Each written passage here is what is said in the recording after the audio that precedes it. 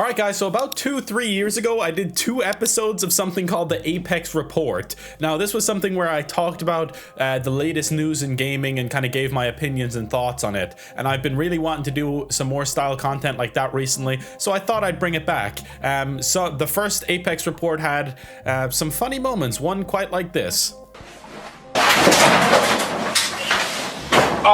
Yes, that was me tripping over my green screen. Now, I'd like to make this into a weekly or bi-weekly thing, definitely. That's something that interests me greatly.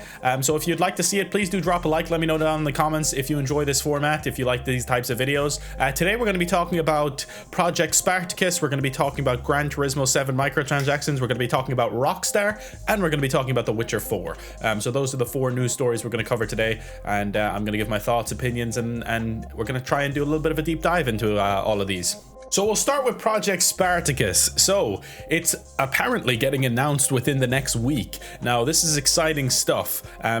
People have been asking for something like this, a competitor to Game Pass, for a long time. I think PlayStation Now was first intended to be that, but it never really took off. And I think that they're going to need something a lot better and bigger than PlayStation Now to compete with Game Pass, because Game Pass is probably the best deal in gaming as it stands right now. Now, Sony will never, I don't think personally, put first party titles like God of War day and date on this Project Spartacus. And some people will say that that means it's destined to fail, but I don't really agree. I think there's lots of different ways they can do this for it to be successful. So apparently there's going to be 3 tiers. There's going to be a $10 tier, a $13 tier, and a $16 tier. And it's going to be called Essential, Extra, and Premium. Now, I believe it's molding PS Now and PS Plus into one, and the highest tier then will have backwards compatibility for PS2, PS3, PS4,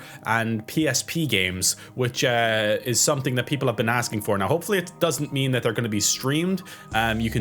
I'm hoping you'll be able to download these games, and I assume that will be the case as well, or else it won't be much of an improvement on PS Now in the first place anyway. Also, shout out to the Vita, because I really want to play a couple of games on the Vita, but it doesn't seem like the PS Vita is going to be included in the backwards compatibility here. I really want to play the Uncharted game on there, and I think there's a Killzone game on there as well. They're just stranded on Vita, and I never got a Vita in the end, so that's a real shame. So rumor has it that God of War, titles like that will not be day and date, but they will have demos basically of these new games. So you can play them for a couple of hours, see if you like them, basically trials like EA Access does. And they do like the 10-hour trials. I assume it will be quite similar to that, except they won't give you 10 hours. Obviously for single player games, there's a bit of a difference there. You can probably complete a lot of single player games in 10 hours. And I saw some people maybe speculating as well that they could like give you a discount on these first party games as well on the days that they come out. And I think that would be a good idea. I think if they had like a discount, and then on top of that you could get a free trial and check the game and see if you like it before you actually want to spend your hard-earned cash on it, I think that's a great idea, and that is something that would 100% be successful for Sony. Sony don't have to go down the route of having every first party title day and date, because I think that's Sony's bread and butter, is having high quality $60 first party titles like God of War, Horizon Forbidden West, and obviously they have Spider-Man and loads of others as well. So that's probably their strongest point, is their high quality third person action games, and you don't want to be just giving them away on the service, I suppose. So price-wise, it seems like it's fairly similar in pricing to Xbox Game Pass. They have Game Pass Ultimate, I think is €13 for me. I assume the highest tier would be around 13 to 15 euro if it's $16, because I'm living in Ireland, of course. But I'm not exactly sure on that. We'll have to wait and see what the prices are in euros and pounds and dollars, see the exchange rate, because often us over here in Europe get fucked over, because our video games cost like €70, and over in America you get them for $60, which is what, like I think like €50 less even. So you guys get a good deal over in America. You should be thanking your lucky stars, eh? But this is something that people have wanted for a long time, is full backwards compatibility for PS2, PS3, and obviously all the other ones that they have as well. And I think the catalog that PlayStation have on PS4 is massive as well. They had some of their best games ever on PS4. They have obviously Uncharted 4, they have The Last of Us remastered on there, they have God of War on there, and if those titles are all going to be free on Project Spartacus, I don't think they're going to keep that name. I think it'll be called something different. But if they are going to have all of those games available on Project Spartacus, then that is huge, because even people say that didn't have a PS4 and they're thinking about getting a PS5, they're on the fence maybe, then if you get a PS5, you have all of those games to play as well. You have God of War, you have Uncharted, you have all of those games to play on the service, which would be massive for someone that hasn't really fully made up their mind on buying a PS5 yet, I think. Like, say you're an Xbox guy, but you didn't get to play those games on PS4, you've always wanted to. I think this would be huge incentive for you to finally go, yep, I'm gonna bite the bullet, I'm gonna do it. And of course, they'll have like maybe the first PS5 games on there as well, maybe Demon's Souls, Spider-Man, Miles Morales. They could even have maybe Returnal on there. I don't know how far back they're gonna go. Maybe like after a year they put them on Project Spartacus. It's kind of hard to tell, because then everyone's like, do I just wait a year to play it? It's like, I don't know, how much would that affect your sales? But at the same time, that is getting people to sign up to Spartacus as well, which is hugely important for them if they want it to be a Game Pass competitor. But that pretty much wraps up my thoughts on Project Spartacus. Let me know what you think. I'd be interested to see. And yeah, let me know if you're going to be purchasing a PlayStation 5, if you already have one, if you're going to be purchasing Project Spartacus. I definitely am, personally, but that's just because I'm a little PlayStation fanboy. But no, I'm loving my Xbox as well. I have Game Pass. I just downloaded Marvel's Guardians of the Galaxy on there. Game Pass has just a huge library of awesome games, so I'm excited to see what they come up with as well with all their new studios. If they are going to really have every single one of those games day and date, then Game Pass is going to be monumental in the coming years. I am assuming we have to get a price hike at some point soon. All right, so let's talk about Gran Turismo 7. I've been playing this game flat out. I really like it a lot. I think it's one of the best racers in a long time. It's just got that old school classic Gran Turismo feel, and I absolutely adore it. But there has been some shady shit going on with the microtransactions. So I guess, personally speaking, I didn't really have any trouble with it, but that's not to take away from people that have been affected by this, because I have played maybe 30 hours. I haven't got to endgame yet. I haven't been doing any of the endgame content. I am not really one that cares about getting the best cars in the game straight away, but if that's what you want to do, then more power to you, and it seems like that is very tough to do. I haven't really personally, as I said, been affected by having too little money at any stage in the game, but they have apologized. They've come out and they gave us 1 million credits. I logged on and got my 1 million credits yesterday, which was really nice, but to be honest, the game being offline for 30 hours, like only a week or so after launch, or maybe 2 weeks, I can't remember exactly, is completely unacceptable. Like that just cannot happen to a first party Sony game for that long. That was bonkers. Like, you cannot have that. I'm sure a lot of people were really upset at that, and I saw people even on Twitter going as far as to say they're never playing Gran Turismo again. I think maybe a little bit dramatic. And also saying there, like, I think Grid Legends put out a tweet saying, hey, Grid is available and you can play it right now. A little cheeky dig at Gran Turismo. But yeah, I just think that what they did was they changed it without really fully explaining why they made those changes, and there was certain races where they slashed the credits down, and it was just a bad look overall. I think it might have been blown out of proportion a little bit, but they could have easily avoided this kind of backlash. It's a $70 game. You don't want to be putting too many microtransactions in there, if any at all. Now, some of these cars are ridiculous prices, there's no doubt about that, but they have increased the rewards. So I'm going to read out here the update that they put out. Basically, they apologized, and then they said updates which will come into effect beginning of April. So increase rewards in the events in the latter half of the world circuits by approximately 100% on average, which is good, of course. Addition of high rewards for clearing the circuit experience in all gold slash all bronze results. Increase of rewards in online races. Include a total of 8 new 1-hour endurance race events to missions. These will also have higher reward settings. Increase the upper limit of non-paid credits in players' wallets from 20 million credits to 100 million credits. And increase the quantity of used and legend cars on offer at any given time. Beyond this, there were a few additional patches deployed between now and the end of April, which will add new cars and course layouts and make some other fixes.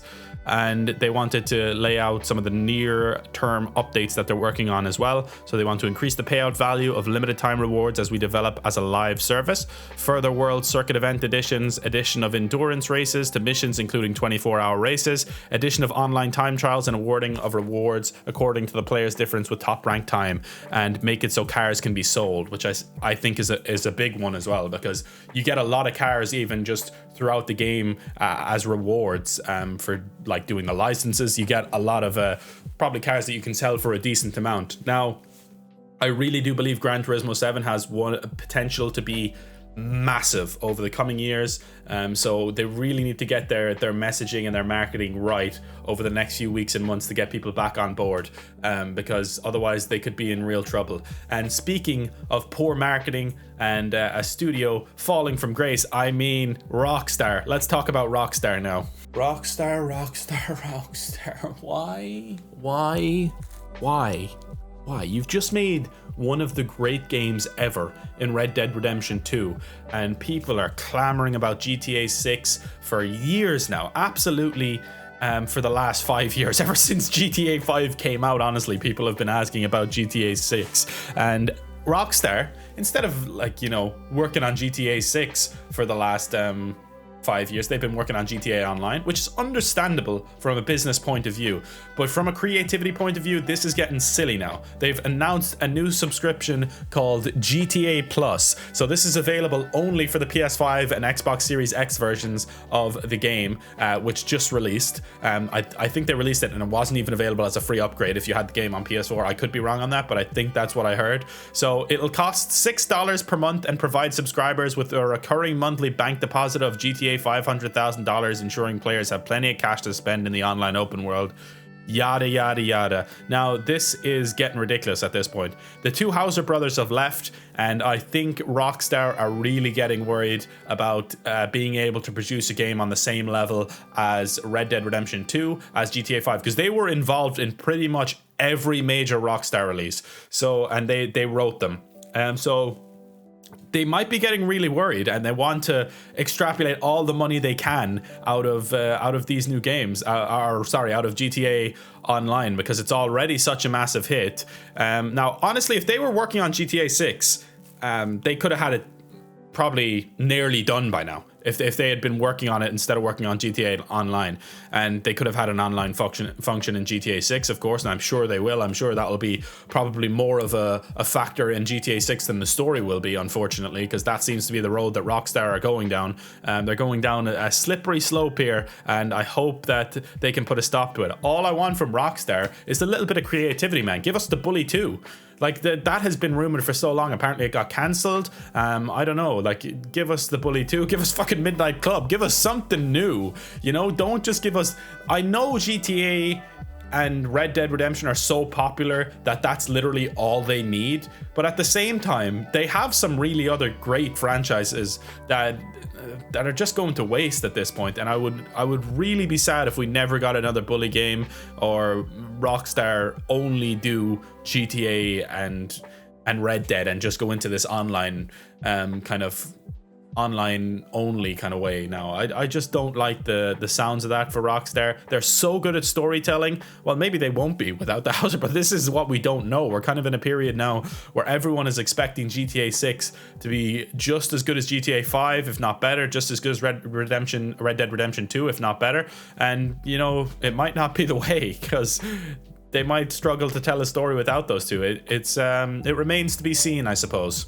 Also, guys, we're sponsored by Rogue Energy. Go get yourself some by using code TheApexHound for 20% off. Now, you know, Rockstar have some franchises that I really adore, like LA Noire. We never got a sequel for LA Noire. We never got a sequel for Bully. Midnight Club, we haven't got one of them in a long time. Max Payne, I think, is okay as a trilogy, so we don't need another one of them, maybe. I don't know. There's just so much there for Rockstar to work with, and they seem intent on only sticking with Red Dead Redemption 2.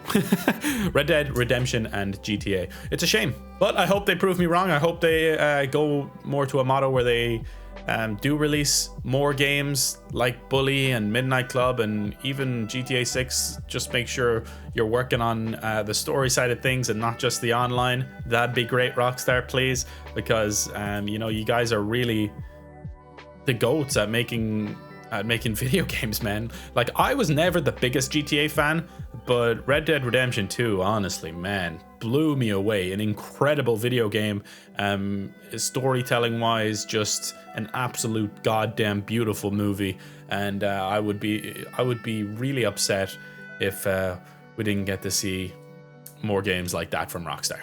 So, last but not least, a new Witcher game is coming, and I am hyped. I absolutely love the Witcher trilogy. I played all 3 games more than once now. I love the show as well. I'm just so invested in the Witcher world and lore. It's magical. It's a great world. Henry Cavill as Geralt is great, but Geralt in the games is awesome too. But I think it may be Ciri who is going to be leading us into The Witcher 4. I would assume. That would be my first assumption anyway. So apparently, the new Witcher medallion that they've posted is a lynx, which is interesting because there was never any lynx school that existed in the Witcher canon. So it was only in fan fiction, apparently. I never heard about that until I was reading this article. This article is from Eurogamer, by the way. So the fan fiction, just to explain it now, the story dreamt up that there was the Witcher Lambert and sorceress Kira Metz journeyed south after the events of The Witcher 3 and eventually joined and reformed the Cat School and the Lynx School. So that would be quite interesting. Lambert and Kira Metz, of course, are infamous characters in The Witcher. But I think playing as Ciri is the most logical thing. We've already played as her in The Witcher 3, and, you know, we've got to grips with her character quite well. She was obviously a massive part of the games and is a massive part of The Witcher in general, so it would make a lot of sense. But maybe it's something completely different, and I don't know. There's not that much details about The Witcher 4 yet, and it's probably a good few years off yet, which is a shame, but we still have all of the current Witcher games. We can play Gwent to our heart's content until we get some new info on The Witcher. So let me know if you're excited for The Witcher 4, because I certainly am. I love the DLCs in The Witcher 3 as well. I only played them a couple of years ago and ended up really falling in love with them. I think they're nearly as good as the main game in certain ways. Like, there's just so much content there. It's incredible that they're just DLCs. Like, the 2 of those DLCs put together could be a full game. So that pretty much wraps us up here for the 3rd Apex report ever, and the first in a very long time. So let me know if this is something you'd like to see on a weekly, bi-weekly basis, maybe even just monthly. I don't know. We can round up the news from the month, round up the news from a couple of weeks every time, and whenever there's some decent news to talk about, we can talk about it. Also, guys, I have reacted to The Witcher show, and I have done a full playthrough of all of the games as well on my YouTube channel.